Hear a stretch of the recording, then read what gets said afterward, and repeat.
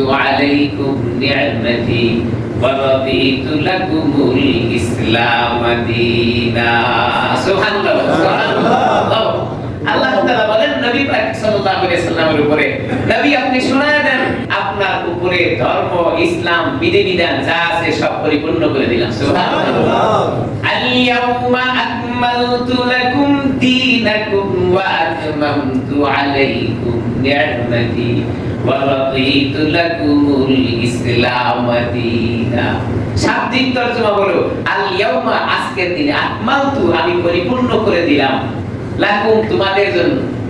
এখন মুফাসসিরে কেরাম এখানে ব্যাখ্যা করেছেন যে কাদের জন্য পরিপূর্ণ করে দিলেন। আয়াতের ব্যাখ্যায় আছে তাদের জন্য পরিপূর্ণ যারা দিন মানে। কাদের জন্য পরিপূর্ণ? যারা দিন মানে। এখন দিন কি?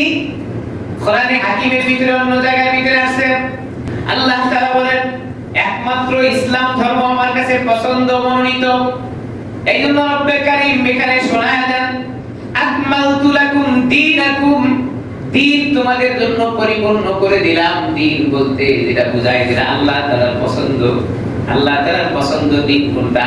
ইন্নাদ দীন ইনদাল্লাহিল ইসলাম। ইসলাম ধর্ম ছাড়া আর কোন দিন আল্লাহ তাআলার কাছে পছন্দ নাই। সুবহানাল্লাহ। আমার ভাইরা খুব ভালো করে বুঝবেন, ইসলাম ধর্ম হলো আল্লাহ তাআলার মনোনীত ধর্ম। এখন যদি কোনো মানুষ বলে হিন্দুদের ধর্মটাও ভালো, কি বলে? ঈমান থাকবে? আস্তে করে বলে ঈমান থাকবে? যদি কোনো মানুষ বলে ইহুদিদের ধর্মটা ভালো, মুফাসসিরে কিরামরা লেখেন যেহেতু আল্লাহ তাআলা বলেছেন ইন্নাদ দীন ইনদাল্লাহিল ইসলাম, ইসলাম ধর্ম ছাড়া আর কোনো ধর্ম নাই। কোন মানুষ যখন বলে হিন্দুদের ধর্মটাই ভালো, এই কথা বলার সঙ্গে সঙ্গে তার ঈমানটা চলে যাবে, তার আর ঈমান থাকবে না। দেখেন তো সমাজে অনেক লোকজন এরকম আছে যারা বলে অন্যান্য ধর্মের প্রশংসা করে। আল্লাহর হাবিব বলেন ওই ব্যক্তি ইসলাম ধর্ম ছাড়া অন্য ধর্মের প্রশংসা করার সঙ্গে সঙ্গে তার ঈমান চলে যাবে। আল্লাহু আকবার। মানে আল্লাহ তাআলার কাছে মনোনীত দিন হলো ইসলাম। বলেছিলাম আরাফার ময়দানের দাম এত বেশি কেন? রব্বে কারীম কোরআনে হাকিমের এই গুরুত্বপূর্ণ আয়াত আরাফার ময়দানে আবেন দারকাদের মদিনা সরকার তো আলমুল মুজাসসাম আখিরি জামানার পয়গম্বর উপরে নাযিল করেছেন। এখানে আল্লাহ তাআলা কি বলেন? আকমালতু লাকুম দীনাকুম ওয়া আতমামতু আলাইকুম নি'মাতি। আমি তোমাদের জন্য দিন পরিপূর্ণ করে দিলাম এবং নিয়ামত দিয়ে ভরপুর করে দিলাম। নিয়ামতের ব্যাখ্যা কি? আল্লাহ তাআলা বলেন নিয়ামত দিয়ে পরিপূর্ণ করে দিলাম। নিয়ামতের কয়েকটি ব্যাখ্যা আছে। তাফসীরে ইবনে কাসির, তাফসীরে জালালাইন, তাফসীরে মারিফুল কোরআন, এই তিনটি তাফসীরের ভিতরে উল্লেখ করেন যে আল্লাহ তাআলা যে এখানে নিয়ামত বলেছেন যে তোমাদের জন্য আজকের দিনকে পরিপূর্ণ করে দিলাম এবং নিয়ামত দিয়ে ভরপুর করে দিলাম, এই নিয়ামতের এক নাম্বার ব্যাখ্যা হলো আখিরি জামানার নবী জনাবে মুহাম্মদুর রাসূলুল্লাহ সাল্লাল্লাহু আলাইহি ওয়াসাল্লাম। এক নাম্বার নিয়ামত কি? নবী সাল্লাল্লাহু আলাইহি ওয়াসাল্লাম আল্লাহ তাআলা নিয়ামত দিয়ে পরিপূর্ণ করে দিয়েছেন। ব্যাখ্যায় লেখেন নবী কেন নিয়ামত? সমস্ত নবী আর রাসূলরা অপেক্ষা করতেছিলেন আমাদের নবী কখন আগমন করবেন। এইজন্য রব্বে কারীম মেরাজের রাত্রিতে সমস্ত নবীদের সামনে, সমস্ত রাসূলদের সামনে আকায়ে নামদার জনাবে মুহাম্মদুর রাসূলুল্লাহ সাল্লাল্লাহু আলাইহি ওয়াসাল্লামকে তাদের সামনে পেশ করে দিয়েছেন। সবাই অপেক্ষা ছিলেন। এজন্য ব্যাখ্যায় লেখেন এক নম্বর নিয়ামত হলো রাসূল আকরাম সাল্লাল্লাহু আলাইহি ওয়াসাল্লাম। এমন গুরুত্বপূর্ণ নবীকে আল্লাহ তাআলা দিয়েছেন। পৃথিবীর জগতে যত নবী আগমন করেছেন, যত রাসূল দুনিয়ার জীবনে আগমন করেছেন, সমস্ত নবীদের সরদার বলে আখ্যায়িত করা হয়েছে আমাদের নবীকে। সমস্ত রাসূলদের রাসূল বলে আখ্যায়িত করেছেন আমাদের নবীকে। এইজন্য নিয়ামতের এক নাম্বার ব্যাখ্যা হলো আমাদের নবী। দুই নাম্বার ব্যাখ্যা হলো কোরআনে কারীমের ভিতরে আল্লাহ তাআলা বলেন আকমালতু লাকুম দীনাকুম ওয়া আতমামতু আলাইকুম নি'মাতি। নিয়ামতের দুই নাম্বার ব্যাখ্যা হলো দিন তোমাদের জন্য পরিপূর্ণ করে দেওয়া হলো। দিন, দিন মানে ইসলাম। ইসলাম তোমাদের জন্য পরিপূর্ণ করে দাও। দুনিয়ার জীবনের তন্ত্র মন্ত্র দিয়া বিধান বানাইছে, স্ত্রী যদি স্বামীকে তালাক দিয়ে দেয় তাহলে তালাক হয়ে যায়। স্ত্রী যদি স্বামীকে তালাক দেয়, তালাক হয়ে যায়, যেটা এখন আমাদের ভাষায় আমরা কি বলি, ডিভোর্স। ডিভোর্সের অভাব নাই, এই বিধান দেখেছে মানুষের মন গড়া। এখন মনটা চাইলেই স্ত্রী স্বামীকে ডিভোর্স দিয়ে চলে গেল। আল্লাহর বিধান কি না, স্ত্রী চাইলেই সে তালাক দিয়ে যেতে পারবে না, স্ত্রীর মনে ইচ্ছা হলেই তালাক দিয়ে দিতে পারবে না। শরীয়তের বিধান, আল্লাহর বিধান, হ্যাঁ স্ত্রী তালাক দিতে পারবে স্বামী যদি তাকে অনুমোদন দেয়। ঠিক আছে, তুমি আমার সংসারে থাকতে চাচ্ছ না, তোমার ভালো লাগে না, আমার ওঠা বসা, আমার চলাফেরা, আমার লেনদেন, আমার পারিবারিক জীবন, ব্যক্তিগত জীবন, অর্থনৈতিক জীবন সবকিছুই কিন্তু তোমার ভালো লাগছে না, তাহলে তুমি আমার থেকে চলে যেতে পারো।